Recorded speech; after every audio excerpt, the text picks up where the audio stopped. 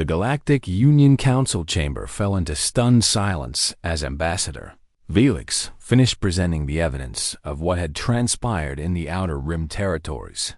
Holographic display showed the wreckage of the Kreth fleet, the captured harvesting station, and the hundreds of freed prisoners being transported to safety aboard human vessels. The delegates from 100 different species stared at the images with expressions ranging from horror to disbelief to something that looked almost like hope. "This is an outrage," the Kelthian ambassador shouted, his tentacles writhing with agitation. The humans acted without council authorization, deployed military forces in violation of 17 separate treaties, and engaged in what can only be described as aggressive warfare against a sovereign entity. A sovereign entity that has kidnapped and enslaved millions of beings over 3 centuries. Felix replied calmly, a sovereign entity that the Council chose to address through committees and condemnations rather than action. "We had diplomatic processes in place," the Kelthian protested. "Negotiations were ongoing. Negotiations that produced nothing while sentient beings continued to suffer." Felix said, "The humans received 1 distress signal, and 72 hours later, the Kreth Syndicate no longer exists. Perhaps the Council should consider what that efficiency says about our own methods." The chamber erupted in arguments and accusations, delegates shouting at each other and at the holographic images that showed the scale of human victory. But one voice cut through the chaos with the authority of someone who no longer cared about political consequences. Admiral Dong Yun Kang appeared on the main display, his face calm and his uniform crisp, despite the exhaustion evident in his eyes. "Distinguished delegates of the Galactic Union," he began, and the chamber slowly fell silent as every species turned to face the human who had ordered the assault. "I understand that many of you are upset by our actions, and I understand that we have violated protocols and treaties that your civilizations value deeply. I will not apologize for any of it." Murmurs spread through the chamber, but Kang continued before anyone could interrupt. 300 years ago, the Kreth Syndicate began their operations in the outer territories, preying on species who could not defend themselves and selling sentient beings like cargo. For 300 years, the Union debated and discussed and deliberated, producing 17 condemnations and 0 results. For 300 years, families were torn apart, children were sold, and hope was extinguished across entire regions of space. "We ended that in 3 days." He let the words hang in the air for a moment before continuing. "Humanity does not ask permission to protect our own, and we do not wait for consensus when lives are at stake. But I want you to understand something else about humanity, something that may help you decide how to view us going forward. We will extend the same protection to anyone who asks for it. We will come for anyone who needs us, regardless of their species, or their political status, or their ability to repay the favor. All you have to do is call." The silence that followed was deeper than before, charged with something that felt like possibility. "Is that a threat?" the Kelthian ambassador asked uncertainly. "No," Kang replied with a slight smile. "It is a promise aboard the indomitable Will." Unibeak stood at a viewport watching the stars drift past as the fleet prepared to return to Earth. Supervisor Threnix approached her slowly, his movements uncertain in a way she had never seen from the usually confident scientist. "I owe you an apology," he said. "I doubted you when you sent that signal, and I questioned your judgment when you spoke of human certainty. I was wrong." "You were not wrong to doubt," Yuna replied gently. "You were following the patterns your species has developed over thousands of years of peaceful civilization, and those patterns have served you well. They failed us when we needed them most," Threnix said. "Perhaps. Or perhaps they simply need to be balanced with something new." Yuna turned from the viewport to face him fully. "Humanity is young and reckless, and sometimes terrifying. Even to ourselves, But we have learned something that older species sometimes forget. What is that? That the willingness to fight for each other is what makes peace possible, and that those who will not defend the innocent cannot claim to value innocence. Threenix considered this for a long moment before responding. The Union has always feared your species because of your violence and your aggression, and your refusal to follow the rules that keep the galaxy stable. But perhaps we feared the wrong things. Perhaps we should have feared what would happen if we continued to let injustice flourish while we debated appropriate responses. Perhaps the real danger was not the Deathworlders, but our own unwillingness to act. Yuna placed her hand on his upper limb in a gesture of comfort that transcended species. The galaxy is changing. Threenix and humanity will be part of that change whether the Union wants us to be or not. But I believe we can make it a change for the better. Together, months passed, and the galaxy slowly adjusted to the new reality that humanity had forced upon it. The destruction of the Kreth Syndicate sent shockwaves through the outer territories, as slavers and pirates who had operated with impunity for generations suddenly found themselves questioning whether their next target might bring human retribution reports. Began filtering back to Earth of attacks that were abandoned when the intended victims mentioned human protection, of criminal operations that disbanded rather than risk drawing attention, of entire regions experiencing peace for the first time in living memory. And then came the first Kala small vessel belonging to a species called the Minari sent a desperate SOS as pirate ships surrounded them in a remote system far from Union patrols. They had no weapons, no defenses, and no hope of rescue through normal channels. But they had heard the stories about what happened when you called for the humans. So they called. The response came within minutes. A human voice crackling through their speakers with words that would become famous across the galaxy. Help is on the way. Hold on.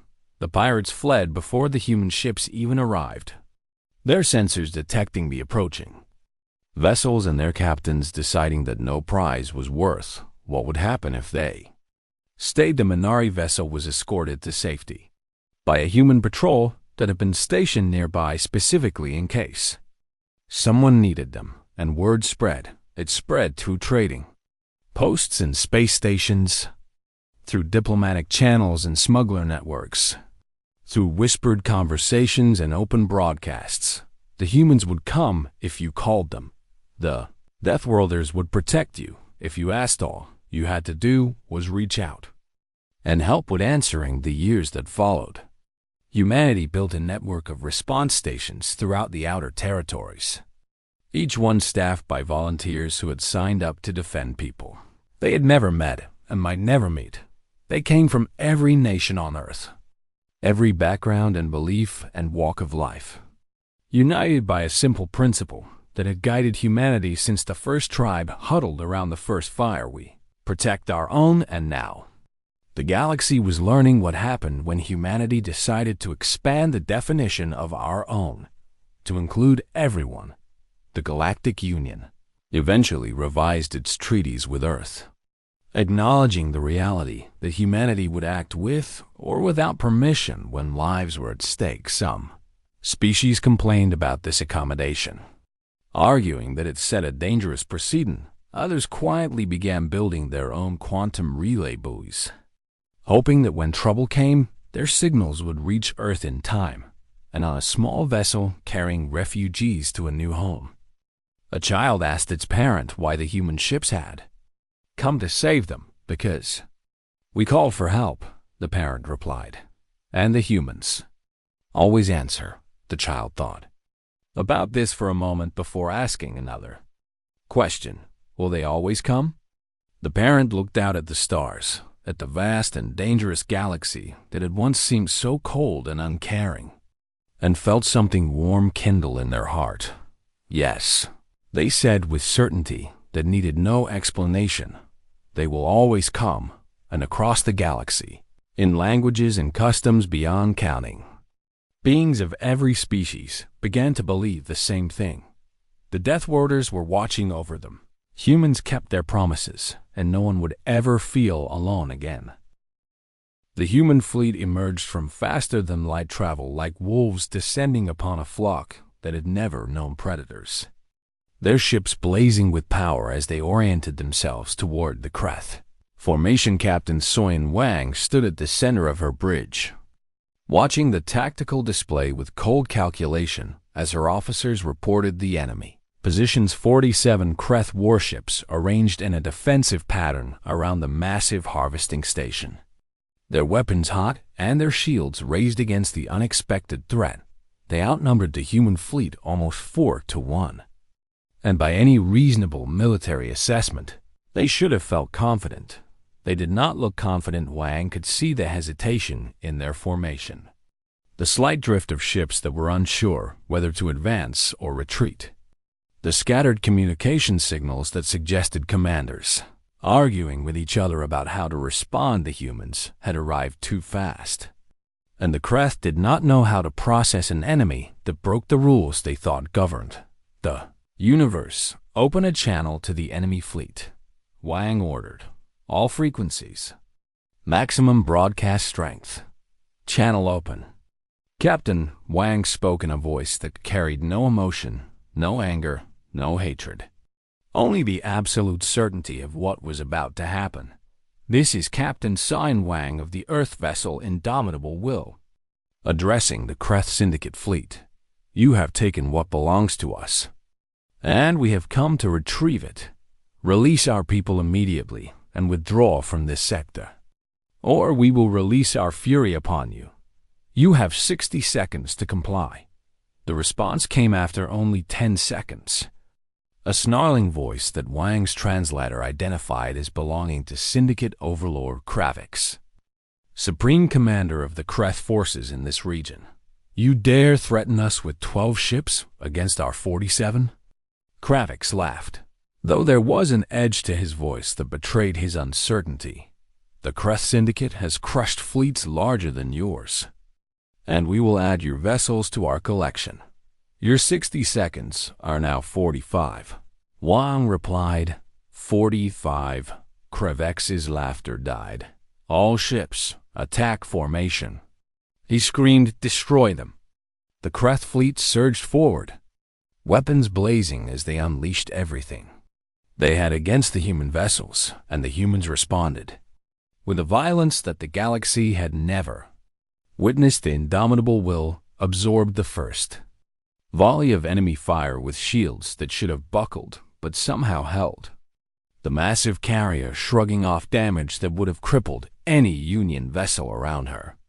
The other human ships executed maneuvers that Kreth targeting computers could not track, their pilots pushing their craft through acceleration curves that would have killed any crew not adapted to the crushing gravity of Earth-human. Weapons struck Kreth ships with devastating precision, each shot finding weaknesses in armor and shield, configurations that the enemy had never thought to protect. First Kreth warship exploded within 30 seconds of the engagement. The second followed 10 seconds later by. The time a full minute had passed. 5 Kreth vessels were burning wreckage scattered across the void, and the human fleet had lost nothing. Overlord Kravix watched the battle unfold from the bridge of his flagship with growing horror as his numerical advantage evaporated with each passing moment. They fight like they have nothing to lose, his tactical officer whispered. They fight like they have everything to gain. Kravix replied grimly, rally the fleet around the harvesting station. If we cannot defeat them in open combat, we will force them to come to us. The Kreth ships began falling back toward the massive station, using its bulk as cover while they concentrated their fire on any human vessel that approached too closely. But Wang had expected this, and she had planned for it. Signal the boarding teams, she ordered. Begin assault operations aboard the harvesting station. Lieutenant Myri Cho felt the vibration of weapons fire through the metal walls and smiled in the darkness of the maintenance tunnel. The cavalry had arrived. She emerged from hiding with purpose in her stride, no longer concerned with stealth as she made her way toward the holding cells where her fellow crew members, Wakecraft guards who tried to stop her, discovered too late that a human with a mission was not something there. Training had prepared them for. Murray left a trail of unconscious bodies behind her as she moved through the station with the efficiency of a force of nature in the holding cell. Yuna felt the explosions and heard the distant sounds of chaos spreading through the station. "It is time," she said, turning to Seojun with eyes that burned with fierce determination. Sam nodded and pulled up the floor plating he had been loosening for the past 2 cycles, revealing the maintenance shaft beneath. "Everyone follow us," Yuna announced to the prisoners around her. "The humans are here, and if you want to be free, you need to move now." Supervisor Threnix watched as beings who had been broken and hopeless suddenly found their feet, their eyes filling with something that looked almost like courage as they followed the 2 humans into the depths of the station. "How do you do this?" he asked Yuna as they moved through the cramped tunnels. "How do you inspire such faith in people who have no reason to believe?" "They have every reason to believe," Yuna replied. "They have us, and we are not going to let them down." The station shook with another impact, and emergency lights flickered throughout the corridors as critical systems began to fail under the assault human. Boarding parties breached the hull in 3 locations simultaneously, Marines in powered armor pouring into the station with weapons raised and orders to eliminate any resistance. Warden Sketh tried to rally his guards, but his forces were being overwhelmed from without and within as the freed prisoners joined the humans in fighting back against their captors. "Surrender," a human Marine shouted at a group of Krath guards who had taken cover behind a barricade. "Drop your weapons, and you will not be harmed." The guards chose to fight. They regretted that choice for approximately 3 seconds before they stopped regretting anything at all in space. The battle had become a slaughter. Krith ships burned and died as the human fleet picked them apart with surgical precision. Each vessel targeted and destroyed before it could cause significant damage to its attackers. Overlord Kravix watched his empire crumble around him and made the decision that every coward makes when faced with the consequences of their actions. Ran his flagship broke away from the battle, engines straining as it fled toward the edge of the system and the safety of faster than light travel. But Captain Wang had expected this too. "Interceptors, pursue the enemy flagship," she ordered. "I want their leader alive." 4 human vessels peeled away from the main fleet, their smaller profiles allowing them to match the fleeing flagship's speed as they closed the distance with predatory. Patient Sekrevex watched them approach on his sensors and felt the cold grip of terror squeeze his heart. "Faster," he screamed at his crew. "We need to go faster." But there was no escape. The human interceptors surrounded his ship, their weapons targeting his engines with precision that left no room for doubt about their intentions. "Overlord Kravix," a human voice said over his communication system, "your fleet is destroyed. Your station is captured, and your escape is blocked. Surrender now, or join your soldiers in death." Kravix considered his options and found that he had none. "I surrender," he said, the words tasting like ash in his mouth. Back on the station, Yuna and Seojun led their group of freed prisoners into a cargo bay just as a squad of human Marines secured the area. "Lieutenant Yuna Beak?" the squad leader asked, his voice professional despite the relief evident in his posture. "That is me," Yuna replied. "Welcome back." "Ma'am," the Marine said with a smile. "Your message was received loud and clear, and we came as fast as we could."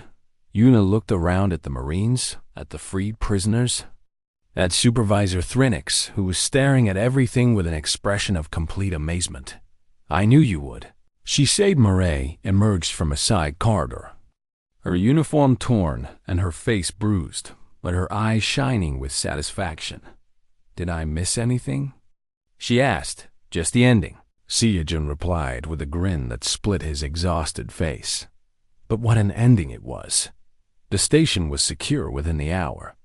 Its remaining Kreth forces captured or eliminated, its prisoners freed, and its systems stabilized under human control. The Kreth Syndicate, an empire of slavers that had terrorized the Outer Rim for 300 years, had been destroyed in less than 72 hours, and the message had been sent.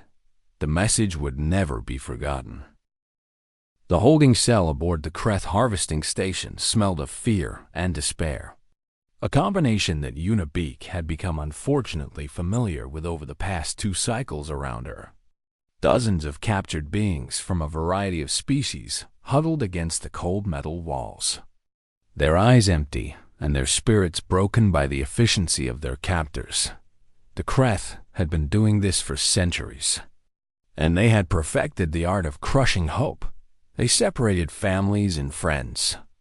They withheld food and water until compliance became easier than resistance. And they made examples of anyone who showed defiance. It worked on most species. It was not working on the human. Siuna sat in the lace center of the cell with her back straight and her voice steady, as she told stories to anyone who would listen. Tales of Earth and its people that seemed to glow with impossible warmth in the cold darkness of their prison. "There was a time when humans almost destroyed ourselves," she said, her words carrying to every corner of the cell. "We built weapons that could end all life on our planet. And we came so close to using them that the entire galaxy should be grateful we did not." A small creature with fur, the color of midnight, crept closer, drawn by her voice despite the fear that made its whiskers tremble. "Why did you not use them?" it asked in a tiny voice. "Because we chose each other instead," Una replied with a smile that seemed to push back the shadows.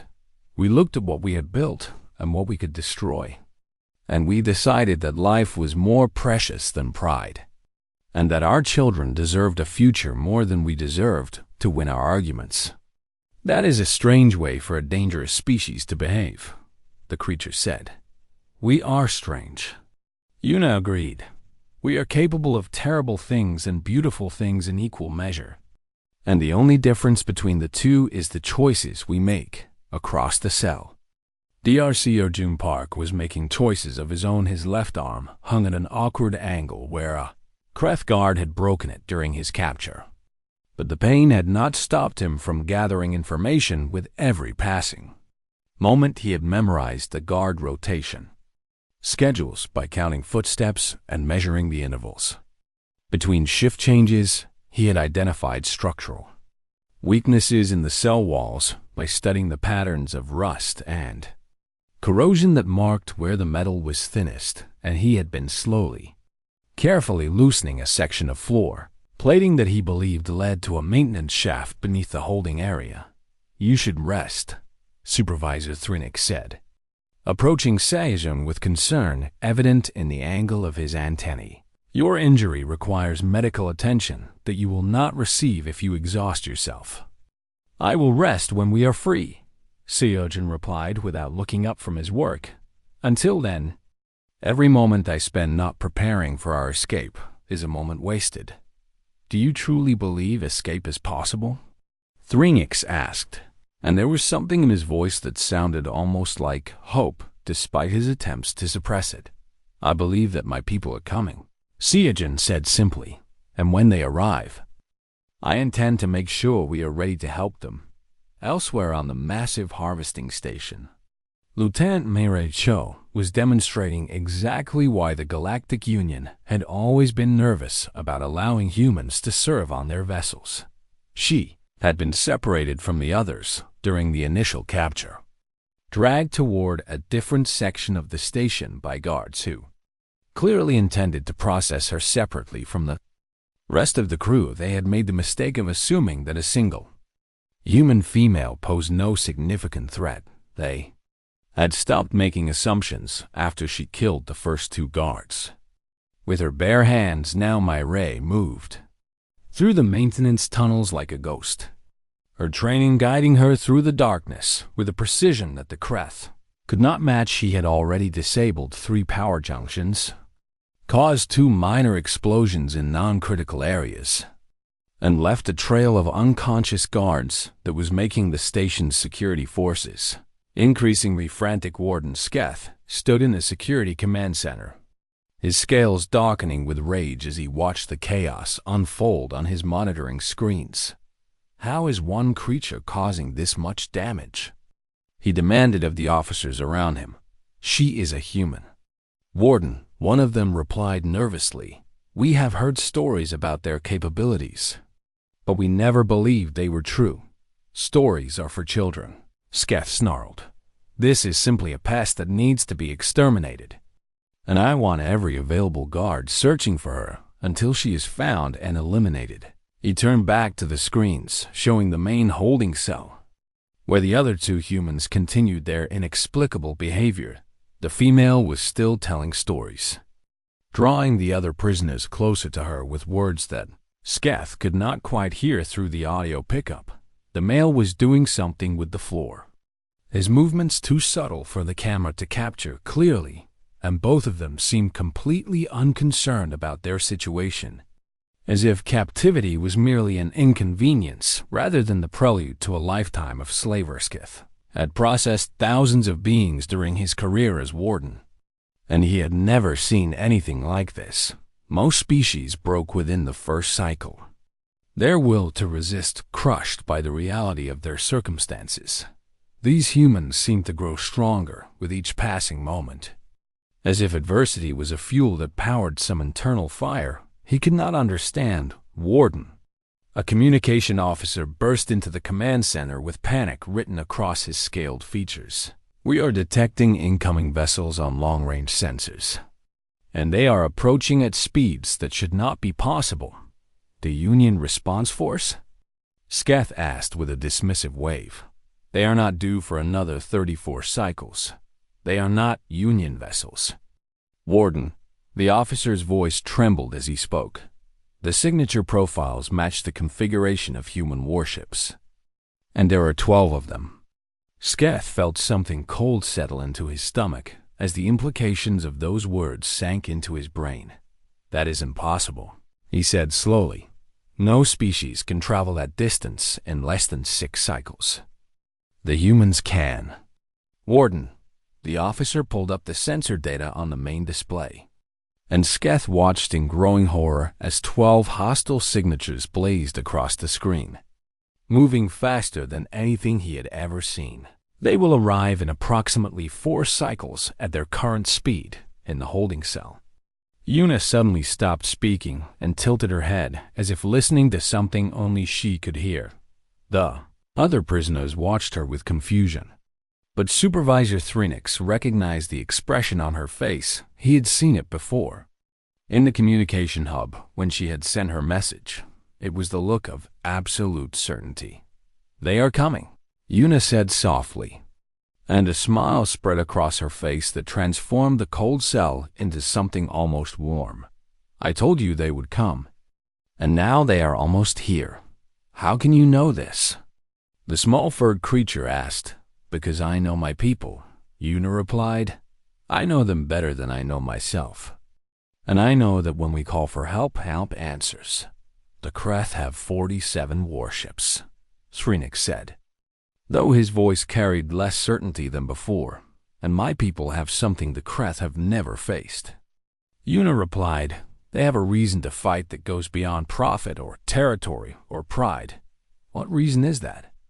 Una looked around the cell at the frightened faces of beings who had given up hope, and she felt something fierce and protective surge through her heart. Us, she said simply. They are coming for us, and nothing in this galaxy will stop them. In the security command center, Warden Sketh watched the approaching signatures and felt fear for the first time in decades.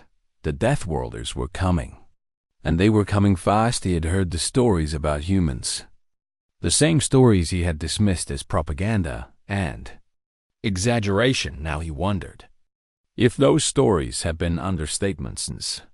He wondered if he had made a terrible mistake now. He wondered if he would live long enough to regret it. The answer to that question was racing toward him at impossible speeds, carried by 12 ships full of humans who had one simple mission: rescue their people, destroy anyone who stood in their way, and send the message that the galaxy would never forget. Admiral Dong-Yun Kang was reviewing tactical reports in his office aboard Earth's orbital command station when the priority alert flashed across his screen and changed everything. The message was brief and brutal in its simplicity, containing only 3 words followed by coordinates and basic threat assessment date. HUMNS under Diori Kang was on his feet before he finished reading, his hand already reaching for the communication panel that would connect him to the rapid response fleet stationed in the adjacent orbital dock. This is Admiral Kang. Initiating Protocol Sigma, he said in a voice that carried the weight of absolute authority. All vessels assigned to Emergency Response Group 7 are to begin immediate launch procedures, and I want the fleet moving within the hour. The response came back instantly. A chorus of confirmations from captains and commanders who understood exactly what Protocol Sigma meant. It meant humans were in danger. It meant politics and procedures no longer applied. It meant war was coming for whoever had been foolish enough to threaten the children of Earth. Kang strode out of his office and into the main command center, where dozens of officers were already scrambling to coordinate the fastest military deployment in recent memory. Holographic displays showed the location of the distress signal deep in the Outer Rim territories, where Union presence was minimal and lawlessness was the only constant. Admiral, we have identified the likely aggressors based on the weapon signatures included in the distress signal. Lieutenant Commander Ji-Won Yu pulled up a data file on the main display, her face grim as she presented the information.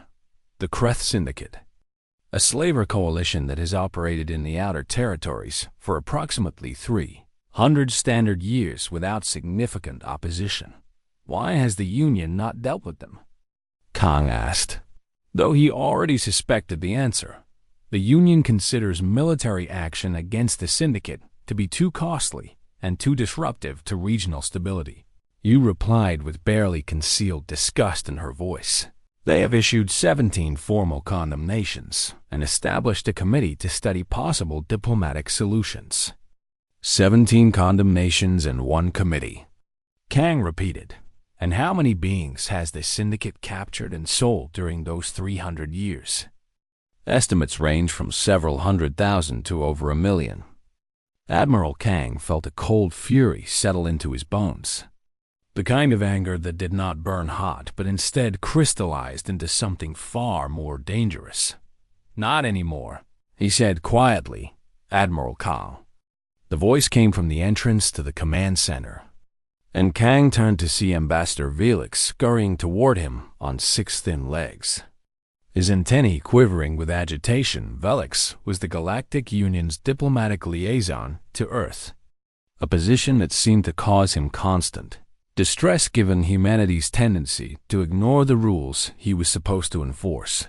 Admiral, I have just received word that you are mobilizing military forces without authorization from the Union Council, Felix said, his translator struggling to keep up with the rapid clicking of his natural speech. This is a direct violation of the Accord of Mutual Cooperation signed by Earth 12 years ago. Ambassador, 3 humans are currently being held by slavers in the Outer Rim. Kang replied without slowing his stride toward the tactical planning station. The Accord allows for emergency action when human lives are at immediate risk. The Accord requires notification and consultation with the Council before any military deployment, Felix insisted, scrambling to keep up with the Admiral's longer steps. I must formally protest this action and demand that you stand down your forces until proper procedures can be followed. Kang stopped and turned to face the ambassador, and something in his expression made Felix take an involuntary step backward. Ambassador Felix, I have great respect for the Union and its ideals. I understand that your species has enjoyed peace for longer than humanity has been a spacefaring civilization.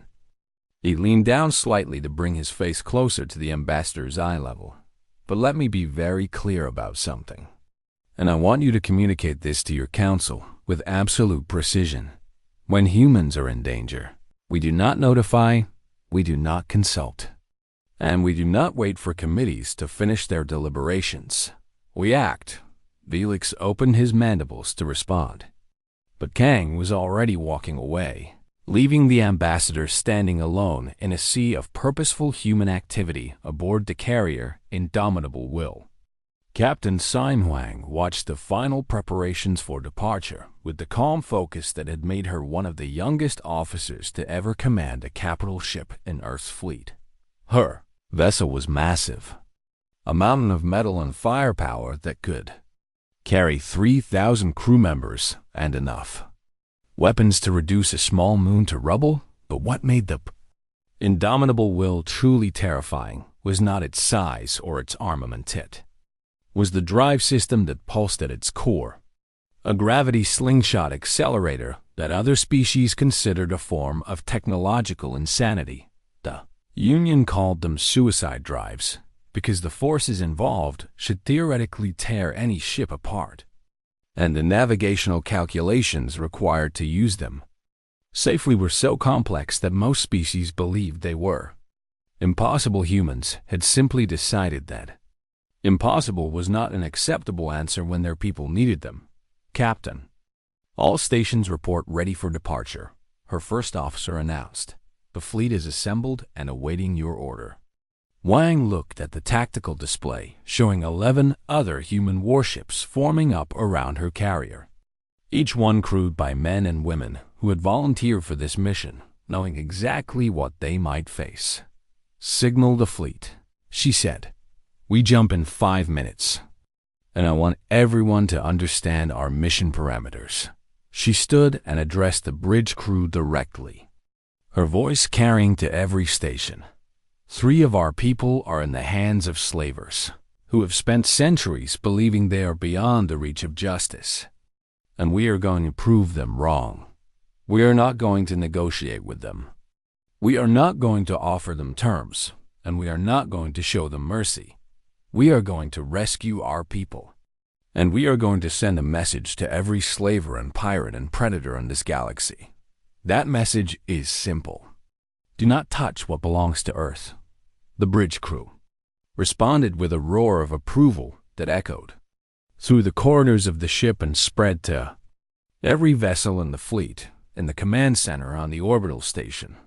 Admiral Kang watched the fleet begin its departure sequence, the massive ships accelerating toward the jump point with a speed that would have seemed impossible to any observer unfamiliar with human engineering. Ambassador Felix stood beside him, his earlier protests forgotten as he watched the display with something approaching awe. They will arrive in 6 cycles, Kang said conversationally. Your fastest ships would take 40 to reach the same destination. How is that possible? Felix whispered. Because we refuse to accept that anything is impossible when the lives of our people are at stake. Kang replied, because we will break the laws of physics themselves if that is what it takes to bring our children home. The fleet vanished from the display as they engaged their drives, hurtling toward the outer rim at speeds that should not exist, and in the outer rim, the Kreth Syndicate continued their work, completely unaware that judgment was coming. For them, faster than they could imagine, they had captured 3 humans and thought themselves clever. They had sent a message to the galaxy that humans could be taken without consequence, but they had made a terrible mistake. Because the message they sent was not the message the galaxy would receive. The galaxy would receive a different message entirely, and that message was already on its way. carried by 12 warships full of humans who did not know the meaning of the word surrender. The Kreth had 47 ships and centuries of experience preying on the weak. The humans had 12 ships and an absolute refusal to abandon their own. It would not be enough to save the Syndicate. Nothing would be enough to save them now. The alarm screamed through the corridors of the Eternal Inquiry as Unibeak sprinted toward the auxiliary communications hub, her boots pounding against the metal floor with every desperate step she took behind her.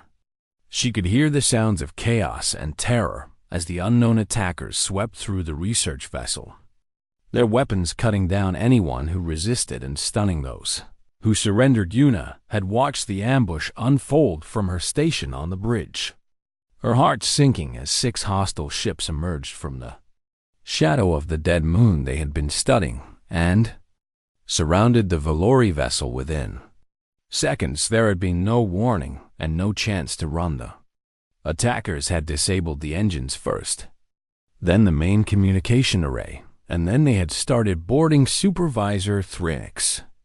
The insectoid Valori, who led the expedition, had ordered everyone to remain calm and cooperate with the invaders. His compound eyes reflecting the fear he tried so hard to hide from his crew. But Yuna was human, and humans did not simply surrender when their people were in danger. She had slipped away from the bridge during the confusion, moving through maintenance corridors that the attackers had not yet secured, making her way toward the one system they might have overlooked. The auxiliary communications hub was small and outdated, a backup system that the Valori rarely used because their primary array was so advanced and reliable. But Yuna knew it was still functional, and she knew it could reach far enough to matter. She burst through the door and sealed it behind her, her fingers already moving across the console as she worked to bring the system online. The hub hummed to life, its dim lights casting shadows across her face as she prepared to send the most important message of her life. Yuna, stop. She turned to find Thrinix standing in the doorway of a connected corridor, his thin limbs trembling as he approached her with urgent, clicking steps. You cannot do this, he said, his translator rendering his words in a high and anxious tone. They have captured most of the crew already, and if you provoke them further, they will kill us all. I'm not going to provoke them, Yuna replied, her voice steady despite the fear coursing through her veins. I am going to call for help.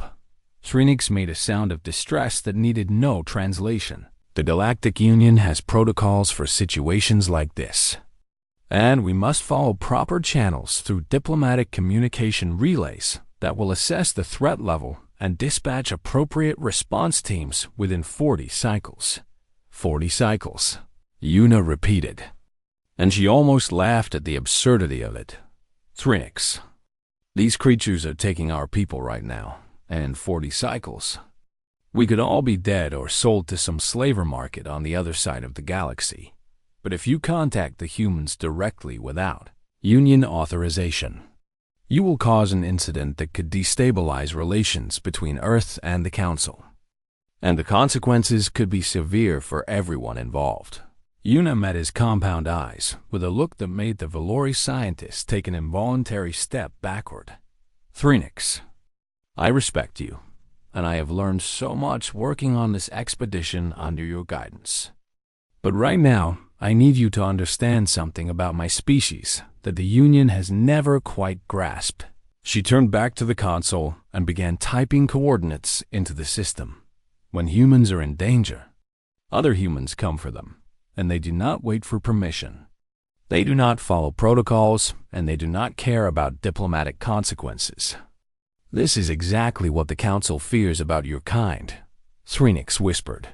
Yes. Yuna agreed without looking at him. It is.